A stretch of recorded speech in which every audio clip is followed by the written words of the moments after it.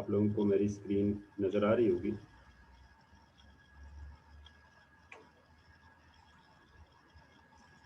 उम्मीद है स्क्रीन के नज़र आने में किसी को कोई प्रॉब्लम नहीं होगा।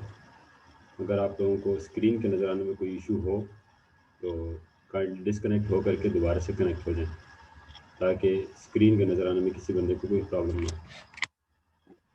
आज हम स्टार्ट करने जा रहे हैं सी और C++ लैंग्वेज।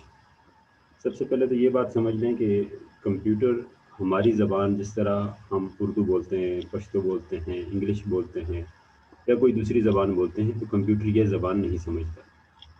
कंप्यूटर को समझने के लिए और हार्डवेयर पर उस चीज़ को चलाने के लिए कंप्यूटर की अपनी ज़बानों की ज़रूरत होती है।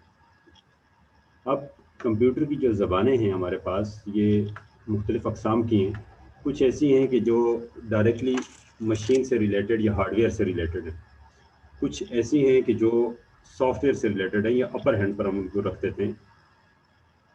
तो हमारे पास जो लो लेवल लैंग्वेजेस हैं या हार्डवेयर के करीब हैं, हम उनको मशीन लैंग्वेजेस कहते हैं, ठीक है, या बाइनरी लैंग्वेज कहते हैं। जबकि हमारे पास अगर इसके मुकाबले में इसके बरक्स हम देखें, ऐसी लैंग्वेज जो कंप्यूटर को इतनी आसानी से समझ तो नहीं आती, लेकिन इंसान को बहुत आसानी से समझ आ जाती है।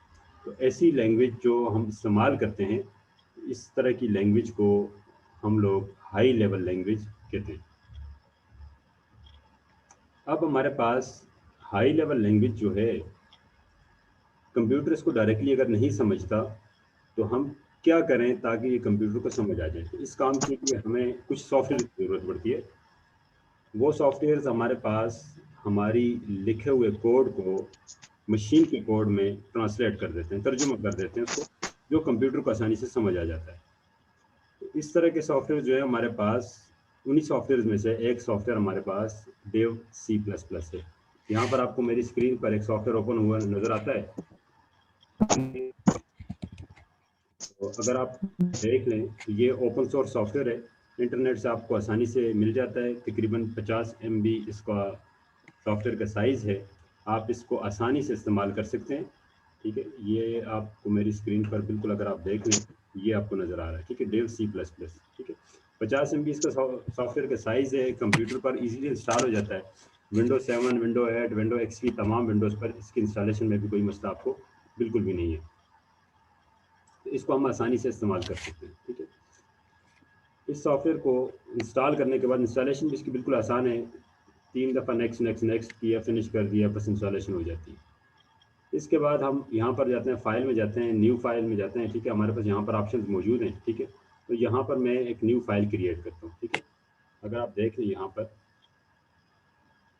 सोर्स फाइल न्यू, ठीक है, या Ctrl+N इसकी शॉर्टकट की है। इन फ्यूचर मैं Ctrl+N से ही इसको इस्तेमाल करूँगा, ठीक है। तो जैसे ही मैंने ओपन किया, यहाँ पर मेरे पास अब राइटेबल विंडो आ गई। यहाँ पर मैं अपना कोड लिख सकता हूँ। इसका साइज़ मैं थोड़ा बड़ा कर देता हूँ ताकि सबको आसानी से नज़र आए।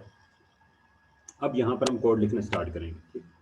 C++ के कोड का जो स्ट्रक्चर है, सी या C++ के कोड का जो स्ट्रक्चर है, ठीक है, हमारे पास कोड के 3 हिस्से होते हैं, ठीक है। इनको मैं यहाँ पर लिख लेता हूँ, ठीक है। पहला हिस्सा हैश के साथ लिखा जाता है, ठीक है। दूसरा हिस्सा एक स्टार्टिंग फंक्शन का नाम होता है, और तीसरा हिस्सा जो होता है हमारे पास बॉडी ऑफ फंक्शन होता है, ठीक है। पहला हिस्सा हैश के साथ लिखा जाता है, इसको हम प्री प्रोसेसर डायरेक्टरी कहते हैं। दूसरा हिस्सा हमारे पास स्टार्टिंग फंक्शन, और ये मैन का वर्ड हम लिखते हैं, और इसके साथ ये जो 2 निशान हैं, ये डिनोट कर रहे हैं, ये बता रहे हैं कि ये एक फंक्शन है। इसके बाद हमारे पास यहाँ से फंक्शन शुरू होता है और यहाँ पर आकर के क्लोज हो जाता है। इसके दरम्यान में हम जितना भी कोड लिखेंगे, वो सारा हमारा कोड होगा। असल जो वर्किंग कोड होता है, जो काम करने वाला जो इंस्ट्रक्शन कोड होता है, वो बेसिकली इस बॉडी में आता है। ये जो आपको करली ब्रैकेट्स नज़र आती हैं, ठीक है, तो इसके अंदर आपको जो कोड लिखा होता है, असल काम इसका होता है। तो मैं सबसे पहले प्री प्रोसेसर डायरेक्टरी को डिफाइन कर देता हूँ। यहाँ पर किसी भी कोड को चलाने के लिए हमें कुछ लाइब्रेरीज़ की ज़रूरत पड़ती है, कुछ हेडर फाइल्स की ज़रूरत पड़ती है। तो उन हेडर फाइल्स को हम प्री प्रोसेसर डायरेक्टरी के सेक्शन में इंक्लूड कर देते हैं, इंक्लूड, और उसके बाद उस फाइल का नाम जिसको हम इंक्लूड करना चाहते हैं। मैं अपने इस कोड में IO स्ट्रीम की हेडर फाइल को ऐड करना चाहता हूँ, IO इनपुट आउटपुट, ठीक है, IO इनपुट आउटपुट स्ट्रीम। ठीक है। इनपुट आउटपुट स्ट्रीम की हेडर फाइल जो है मैंने उसको अपने कोड में इंक्लूड किया, इस लाइब्रेरी को इंक्लूड किया, क्योंकि इसके फंक्शंस को मैंने यूज़ करना है बाद में। उसके बाद मेन फंक्शन यूज़ किया और मेन फंक्शन के अंदर कुछ चीज़ लिख रहे हैं। ठीक है। तो जो आम हमारे पास जितनी भी प्रोग्रामिंग लैंग्वेजेस है, जब भी इनको सीखा जाता है तो सबसे पहले हमारा यही टास्क होता है कि इसमें आपको कम से कम एक लाइन या एक कोड का बेसिक स्ट्रक्चर डिस्प्ले करना आ जाए। ठीक है। तो इसके लिए मैं इधर लिख लेता हूँ COUT। ठीक है। सी, ये लैंग्वेज आ गई, सी या C++, और आउट। ठीक है, आउटपुट। ठीक है। मैं सी लैंग्वेज में या C++ लैंग्वेज में आउटपुट करना चाहता हूँ। क्या आउटपुट करना चाहते हैं? ठीक है, मैं इधर लिख लेता हूँ हेलो वर्ल्ड। ठीक है। सबसे पहले मैं एक हेलो वर्ल्ड का मैसेज शो करना चाहता हूँ। इस मैसेज को शो करने के लिए मैंने एक लाइब्रेरी को इंक्लूड किया अपने कोड में। ठीक है। उसके बाद एक फंक्शन, जो स्टार्टिंग फंक्शन है, मैंने उसको यूज़ किया। फंक्शन की बॉडी के अंदर मैंने असल चीज़ ये लिखी। ठीक है। और मैंने आपको पहले भी बता दिया कि असल हमारे पास फंक्शन की जो बॉडी होती है यही चीज़ होती है हमारे पास। ठीक है। अब इस कोड को हमने चलाना है, देखना है कि ये कोड कैसे अमल करता है, क्या काम करता है। इसके लिए हम आ जाते हैं एग्जीक्यूट के सेक्शन में। अगर आप मेन्यू में देखें तो ऊपर हमारे पास एग्जीक्यूट का आपको ऑप्शन नज़र आ रहा है। इसमें कंपाइल के ऑप्शन है, रन के ऑप्शन मौजूद है, कंपाइल एंड रन के ऑप्शन मौजूद है, और बहुत सारे ऑप्शन मौजूद हैं। तो सबसे पहले हम कोड को कंपाइल करते हैं। कंपाइल करने का मतलब ये होता है कि हम इस कोड को, सॉफ्टवेयर से कह रहे हैं कि इस कोड को ट्रांसलेट कर दो मशीन लैंग्वेज में या बाइनरी लैंग्वेज में। ठीक है, ये ऑब्जेक्ट कोड में। जब हमारे पास ये कोड कंपाइल हो जाता है तो कंपाइल होने से पहले ये कहता है कि इस फाइल को सेव करना ज़रूरी है। तो मैं अपने डॉक्यूमेंट के जो फोल्डर है उसके अंदर एक नया फोल्डर बना देता हूँ।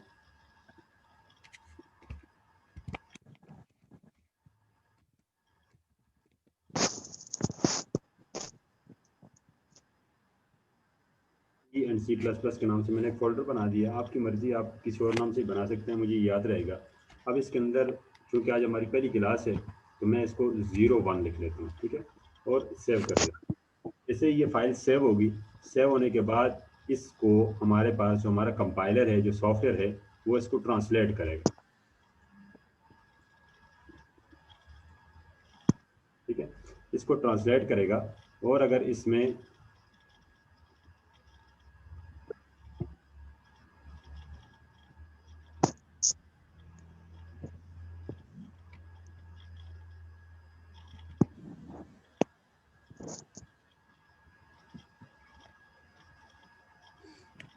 अब अगर हम यहाँ पर देखें, हमारे पास कोड में एक एरर आ रहा है कि C++ का जो हमारे पास जो फंक्शन है, ठीक है, सी आउट का जो फंक्शन है वो डिक्लेयर नहीं है। ठीक है। तो मेरे पास शायद ये कंपाइलर पुराना है। ठीक है, इस वजह से ये जो फंक्शन है, ये जो लाइब्रेरी है, इसको इंक्लूड नहीं कर रहा, जिसकी वजह से ये सी आउट के फंक्शन को पहचानने में मसला कर रहा है। ठीक है।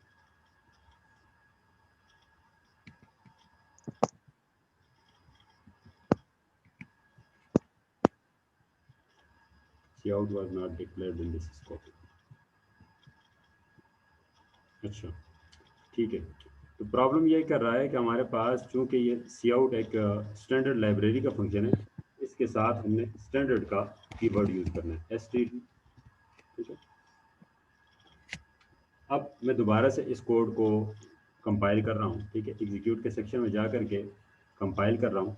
तो कंपाइलेशन के दौरान अगर आप देखें, यहाँ पर कह रहा है कि कंपाइलिंग सिंगल फाइल और प्रोसेसिंग, और यहाँ पर ये बता रहा है कि कंपाइलेशन के हमारे पास रिजल्ट्स क्या हैं। एरर 0 है, वार्निंग 0 है, मतलब हमारी फाइल कंपाइल हो गई। और कंपाइल होने के बाद जो इसने मशीन कोड जनरेट किया है वो ये फाइल इसने जनरेट की है। ठीक है। अगर इसको हम देखें तो ये सी ड्राइव के इस सेक्शन में या इस फोल्डर में इस नाम से ये फाइल ये पड़ी हुई है हमारे पास। ठीक है। अच्छा, अब इस फाइल को हम देखेंगे कैसे, हमें आउटपुट इस पर कैसे नज़र आएगा। तो एग्जीक्यूट के सेक्शन में जा करके रन के ऑप्शन हमारे पास मौजूद है। मैंने रन को क्लिक किया तो हमारे पास यहाँ पर इसका आउटपुट आ गया। और आउटपुट में देखें वही मैसेज जो मैं वहाँ पर लिख करके शो करना चाहता था, आउटपुट करवाना चाहता था, तो वो मैसेज मेरे पास बेसिकली आपको यहाँ पर नज़र आ गया। तो ये मेरे पास वो पहला प्रोग्राम है जिसको हम हेलो वर्ल्ड प्रोग्राम कहते हैं, या बेसिक प्रोग्राम कहते हैं, या इनिशियल फर्स्ट प्रोग्राम हम कहते हैं। ठीक है।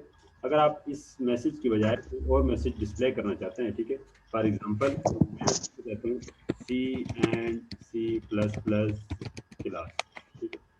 तो जैसे ही मैं इस कोड को कंपाइल करूंगा, रन करूंगा, तो ये मेरे पास यहाँ पर भी अगर आप देखें कंपाइल का आइकन मौजूद है। मैं यहाँ से क्लिक करके इसको कंपाइल कर सकता हूँ। मैंने क्लिक किया तो कंपाइल हो गया, एरर्स वगैरह नहीं आए। और उसके बाद अगर मैं इसको रन करना चाहता हूँ, तो जैसे ही मैंने रन पर क्लिक किया तो अब मेरे पास C++ क्लास लिखा हुआ आ गया, जो चीज़ें मैं डिस्प्ले करना चाहता हूँ। अब अगर मैंने 3-4 लाइनों में कुछ और चीज़ें डिस्प्ले करना चाहिए, फॉर एग्जांपल मैं ऊपर ये मैंने टाइटल दे दिया, इसके बाद मैं डिस्प्ले करना चाहता हूँ कि फर्स्ट क्लास, मैं यहाँ पर लिख लेता हूँ इज आवर फर्स्ट क्लास, ठीक है। जैसे ही मैंने लिखा, अब इसको मैं अगर रन करता हूँ, प्रोग्राम को मैं रन करता हूँ, जैसे ही मैंने रन किया तो यहाँ पर अगर आप देखें तो C++ क्लास लिखा हुआ है, लेकिन जो दूसरी लाइन में कोड है, जो दूसरी लाइन में जो चीज़ें मैंने लिखी थी वो यहाँ पर मुझे नज़र नहीं आ रही। वजह क्या है कि मैंने कोड को लिख करके चेंजेस तो कर दिए, लेकिन इस कोड को दोबारा से मैंने कंपाइल नहीं किया। तो मेरे पास जो चीज़ रन हो रही है वो पुराना कंपाइल किया हुआ कोड नज़र आ रहा है, ठीक है। तो मैं दोबारा से इसको पहले कंपाइल करूँगा, कंपाइल करने के बाद इसको रन करूँगा। अब अगर आप देखें यहाँ पर मेरे पास लिखा हुआ है C++ क्लास, और इसके बाद लिखा हुआ है this is our first class, ठीक है। अब बहुत सारे लोगों की यहाँ पर ये कोशिश होती है कि this is our first class जो है ये आपके पास इस तरह से लिखा हुआ नहीं आए, बल्कि ये नेक्स्ट लाइन में आए, क्योंकि हमने तो इसको दूसरी लाइन में लिखा है। अगर दूसरी लाइन में लिखा है तो इसको दूसरी लाइन में शो होना चाहिए, ना कि इसको पहली लाइन में ही शो होना चाहिए। तो अब अगर इसको दूसरी लाइन में हम लाने के लिए क्या करेंगे, जैसे ही हमारे पास पहली लाइन ख़त्म होती है, तो यहाँ पर मैं इसी स्ट्रिंग के अंदर ये जो डबल कामा के अंदर लिखा हुआ है, ठीक है, इसके अंदर लिख करके मैं स्लैश और एन साथ में लिख लेता हूँ।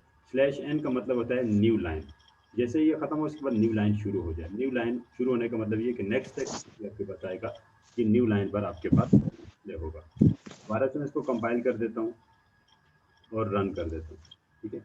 यहाँ पर अगर हम देखें C++ class, this is our first class, ठीक है। तो हमारे पास पहली क्लास के मुताबिक मैसेज भी आ गया, और मैसेज को हमने 2 लाइनों में भी डिस्प्ले करवा करके शो कर दिया, ठीक है। कंपाइल करने का एक और तरीका भी आसान सा है हमारे पास, ठीक है। अगर आप एग्जीक्यूट के सेक्शन में जाएं, कंपाइल एंड रन, ठीक है, एक ही वक्त में पहले कंपाइल हो जाए और साथ में रन भी हो जाए, एक ही स्टेप में, ठीक है। जैसे ही क्लिक करूंगा ये पहले कंपाइल करेगा, फिर इसको रन भी कर देगा। इसी तरीके से हमारे पास इसका आइकन यहाँ पर भी मौजूद है, कंपाइल एंड रन का। अगर आप कंप्यूटर पर इस्तेमाल कर रहे हैं तो आपके लिए आसानी ये भी है कि हमारे पास यहाँ पर शॉर्टकट कीज़ भी मौजूद हैं। कंपाइल के लिए जो शॉर्टकट की है F9 है, रन के लिए F10 है। कंपाइल एंड रन दोनों काम आप करना चाहते हैं तो F11 इसकी शॉर्टकट की है, ठीक है। मैं अक्सर जब क्लास लूँगा तो उसके दौरान मैं शॉर्टकट कीज़ का इस्तेमाल करूँगा, तो आप लोगों ने परेशान नहीं होना कि सर ने तो कंपाइल पर या रन पर या एग्जीक्यूट पर क्लिक नहीं किया तो फिर ये खुद बहुत कैसे आ रहा है। तो बिहाइंड द सीन मैंने कीबोर्ड से वो की प्रेस की होगी, जिसकी वजह से वो आपको रिजल्ट आएगा। जिस तरह मैं अभी देखें मेरा माउस आपको बिल्कुल कर्सर नॉर्मल नज़र आ रहा है, और मैं अगर अपने कीबोर्ड से F10 प्रेस करता हूँ रन के लिए तो आपको रन होकर के वो मैसेज आ जाता है। इसी तरीके से F9 प्रेस करता हूँ तो नीचे अगर कंपाइल कंपाइल हो गया प्रोग्राम, ठीक है। F11 प्रेस करता हूँ तो कंपाइल एंड रन, ठीक है। तो ये हमारे पास इसकी कुछ शॉर्टकट कीज को भी हम इस्तेमाल